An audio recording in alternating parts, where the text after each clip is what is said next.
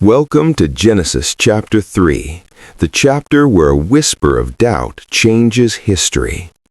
In a perfect garden, a choice is made that echoes through every human heart. Here we see temptation, disobedience, and the first fall of humanity. But even in failure, God's voice still speaks, and hope begins to rise. Now the serpent was more subtle than any beast of the field which the Lord God had made. And he said unto the woman, Yea, hath God said, Ye shall not eat of every tree of the garden? And the woman said unto the serpent, We may eat of the fruit of the trees of the garden, but of the fruit of the tree which is in the midst of the garden, God hath said, Ye shall not eat of it, neither shall ye touch it, lest ye die. And the serpent said unto the woman, Ye shall not surely die. For God doth know that in the day ye eat thereof, then your eyes shall be opened, and ye shall be as gods, knowing good and evil. And when the woman saw that the tree was good for food, and that it was pleasant to the eyes, and a tree to be desired to make one wise, she took of the fruit thereof, and did eat, and gave also unto her husband with her, and he did eat.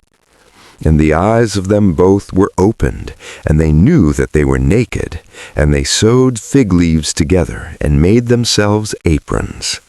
And they heard the voice of the Lord God walking in the garden in the cool of the day. And Adam and his wife hid themselves from the presence of the Lord God amongst the trees of the garden.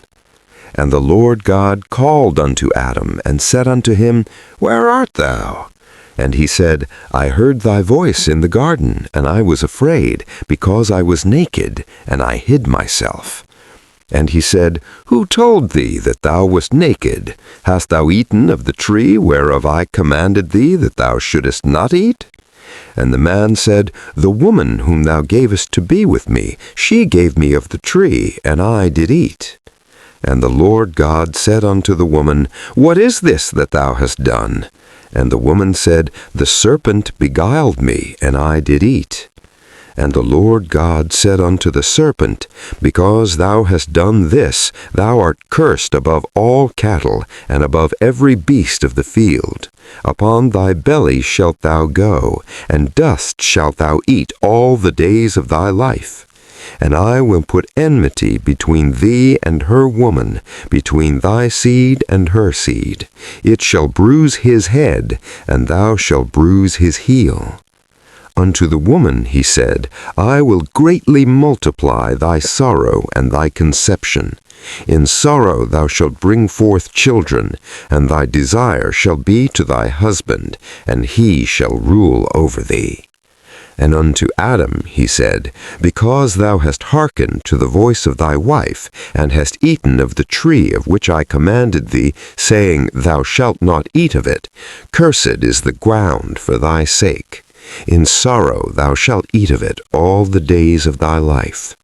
Thorns also and thistles shall it bring forth to thee, and thou shalt eat the herb of the field.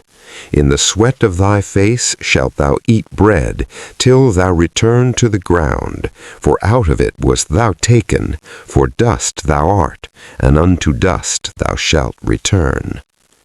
And Adam called his wife's name Eve, because she was the mother of all living. Unto Adam also and to his wife did the Lord God make coats of skins, and clothed them. And the Lord God said, Behold, the man is become as one of us, to know good and evil. And now, lest he put forth his hand, and take also of the tree of life, and eat and live forever. Therefore the Lord God sent him forth from the Garden of Eden, to till the ground from whence he was taken. So he drove out the man, and he placed at the east of the Garden of Eden cherubims and a flaming sword which turned every way, to keep the way of the tree of life. Though sin entered the world, God did not abandon his creation. Judgment came, but so did mercy. From the broken ground of Eden, a promise was planted. Redemption would come. This chapter ends with loss, but it also opens the door to God's plan to restore humanity.